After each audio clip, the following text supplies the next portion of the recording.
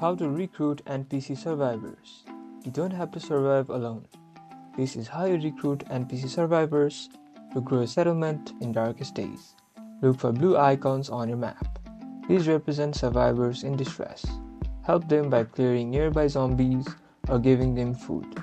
Once they trust you, a recruit option will appear during dialogue. Back at your base, use the management menu. Assign your new survivors to jobs based on their skills. A survivor with high strength is good for defense, while one with intelligence will speed up your crafting and research. Survivors need resources too.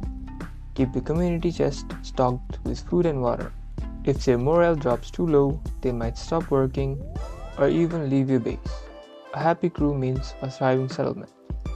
Build your community today. Like and subscribe for more Darkest Days recruitment guides.